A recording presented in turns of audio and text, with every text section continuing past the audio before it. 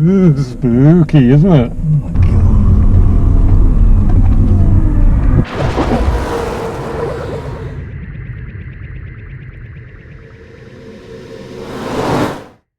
Mk2 Golf GTI, 8 valve, 16 valve, no valves I'm afraid.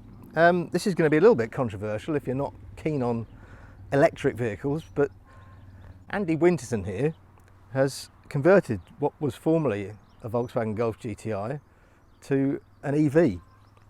Andy, why? Just because it was there.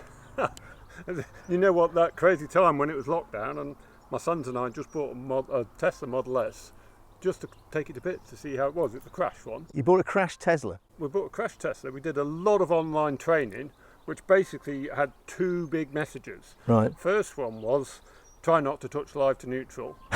And the second one was, try really, really hard not to short live to neutral through your body. Yeah. Because it's going to kill you. So anyway, after we got it all to bits and really enjoyed the Tesla coming to seeing how it all worked, and it's properly well engineered, I was impressed by all that, despite being a mechanical engineer. We'd suddenly got all these Tesla parts on one half of the workshop and derelict Golf on the other.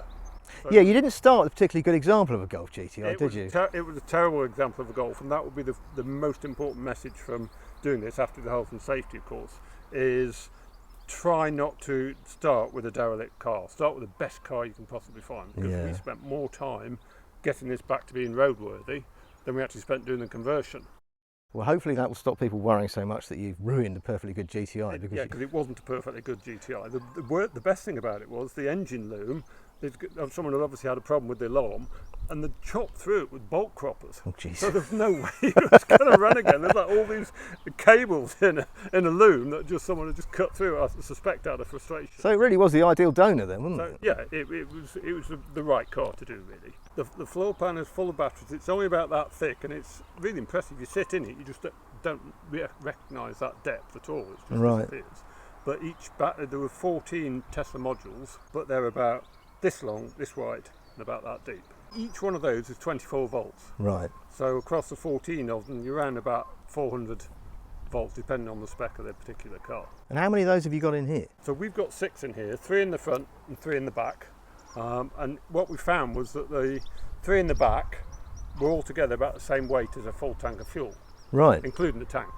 So weight-wise, we're about the same as just having it filled with petrol. In the front, we've got another 3, and those 3 plus the motor are about the same weight as the engine. So you haven't really upset the handling? Or? So no, it's standard suspension, as you can see.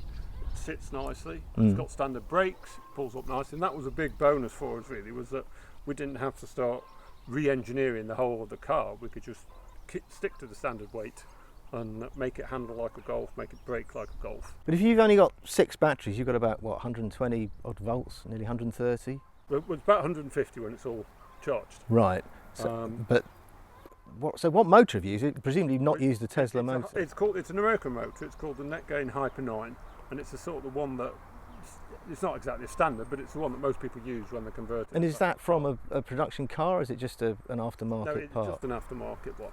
Right. And in the guys we've got about 120 horsepower, which is 5 more than the Golf would have produced in the first place. Teslas don't have gearboxes, obviously. The thing about electric motor is A, it produces maximum torque instantaneously, doesn't it? Correct, yeah. And B, it has a much greater speed range than an internal combustion engine, so it doesn't need a gearbox to keep it in its right rev range. It does, but it goes up to about 9,000 RPM. So if you had the direct gear, then that's probably going to be the equivalent of 150 mile an hour. Right, and is that what a Tesla's like? Does it just have a direct drive from the motor? Most electric cars will have a gear down. Oh, will they? So that they're not running at full motor speed. But they don't have any means of changing that gearing, that's just a fixed ratio. They just have one. But you've retained the gearbox, haven't you? Is that just for practicality? We've still got the gearbox in here, and we tend to run it in second or third. And just leave it there? And just leave it. Right. Switch it on, if it's not ticking over, it's just stationary, so you don't need to declutch it or take it out of gear. And you don't use reverse gear on that, you just reverse the polarity of the motor with a switch? We reverse it electrically, and we've blocked out the reverse gear in the gearbox, so you can't sort of select forward on the direction selector and then reverse in the gearbox. Do you mind if I pop the bonnet then and have a look at it?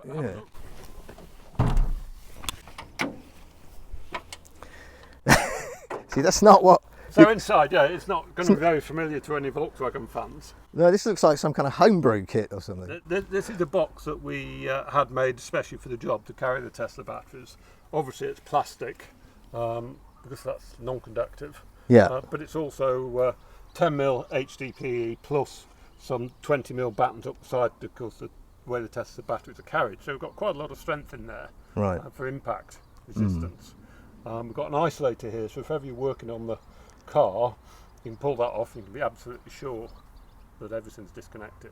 And the motor's underneath. The motor is underneath the battery box there, in line with where the clutch sits. So we've made an adapter for the bell housing. Then across the front here you've got the motor control unit, the onboard charger and the DC to DC converter, because we've got a 12-volt battery in here just to keep the windscreen wipers and the headlights going. Right. And what's this? That's the power steering pump. So we've got an electric pump for the hydraulic power steering. So we kept the original Golf steering rack, so that it drives like a Golf, it steers like a Golf, and it's just like a GTI. This was actually the most difficult part of the whole process. Really? Because it's off a Toyota and it's looking for a CAN bus signal. Right. We don't have a CAN bus signal, so making that work was quite it took us weeks to get that going. We ran out of swear words for it. We needed new swear words. That was. Now you've done it, are you pleased with it? We're extremely pleased with it. Yeah, actually, I mean, there's one or two things we'd do slightly differently next time, but the most important one being buying a better example to start with. But yeah, it performed exactly as we wanted it to. It meets our expectations. And what sort of range have you got? The range is about 130 miles. I could do like most manufacturers do and tell you 150, but really it's 130. And the whole point of the design was that my brother's farm is 116 miles away, and I want to be able to go there, fill up with his electricity, and then come home for free. Right. So that was sort of the main design brief. We've got to get to more than 116 miles. Right.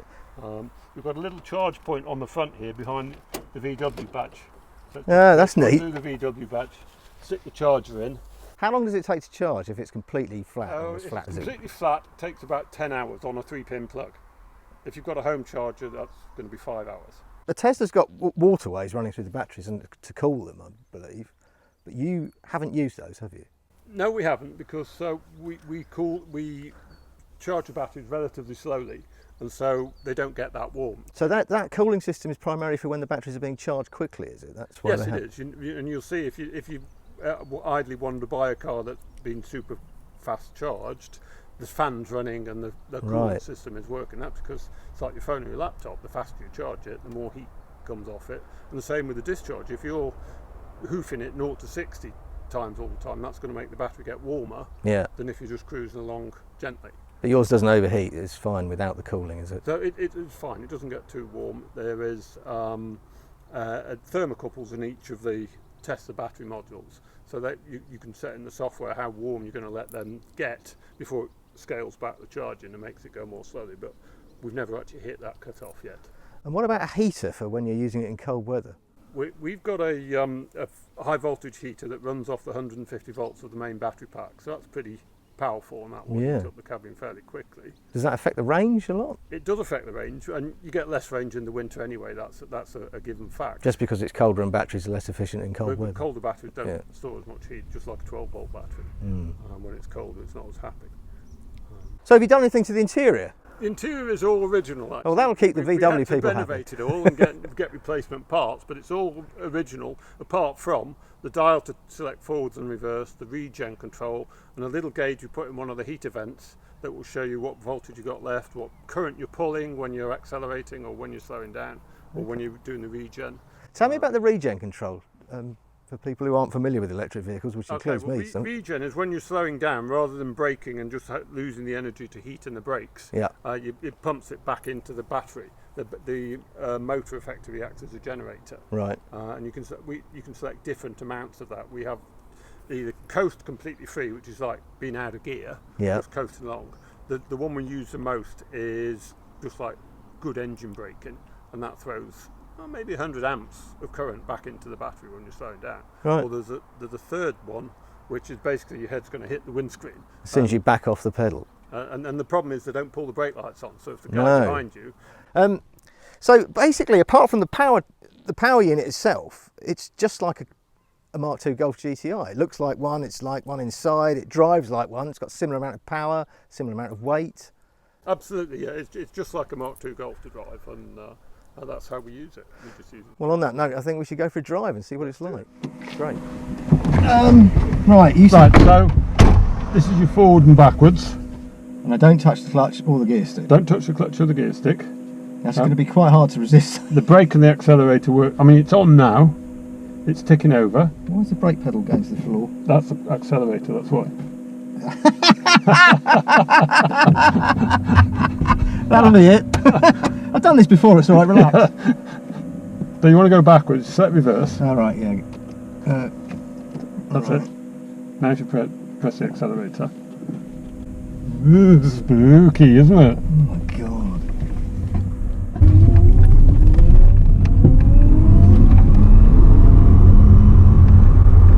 So what have we got it on the regen here? That one. Yeah. Well, that means that obviously when you're going forward, as long as you're touching the throttle a little bit, the regen doesn't cut in.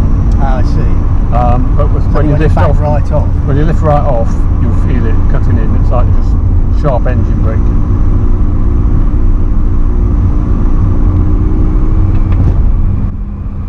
Please consider helping us to keep making these videos by supporting us on Patreon. It's from just £2 a month and you get extra videos and content if you join. Thank you. We've put a link in the description of this video. It's really quite weird. It takes some getting used to, I imagine. Are you used to it yet? It still freaks me out when I set off and there's no noise. Yeah. And you touch the accelerator and off you go. And that's after 3,000 miles. Right. And I think it's just because I always had these back in the day, and you're kind of used to the engine noise. Oh, you had Golfs? Lots of Golfs? Yeah, I've had 3 or 4 GTIs like this. Can I just do this sort of pulling away thing, see how quick it is? 'Cause it's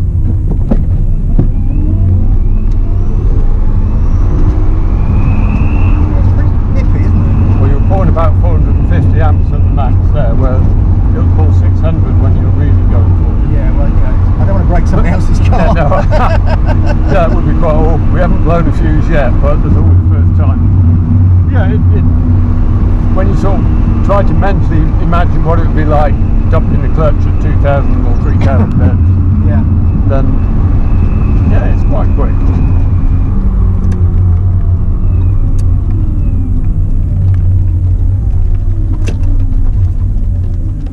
What do I do now? That's it. Put it into neutral. Handbrake on.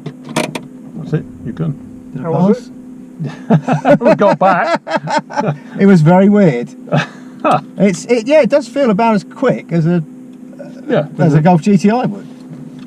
It just doesn't make anything like the same noises. No. Well, thanks, Andy. It's really interesting. I'm sure some people won't like it, but I think other people will love it. And what did you think personally? I think, well, it drives pretty much like a Golf GTI, apart from the fact there's no gears to bother with. It seems to be about the same speed. It takes off in about the same way. It steers the same, brakes the same, handles the same. There's just no noise. Yeah, even after 3,000 miles, it still freaks me out when you touch the accelerator and it just starts moving. Well, I'm glad you said that because I thought it was really freaky. But anyway, thanks very much indeed. It's been You're welcome. It's It been was a pleasure. good fun. Thank you. If you like this video, please like, subscribe and share. And we'll see you next time on Practical Performance Car.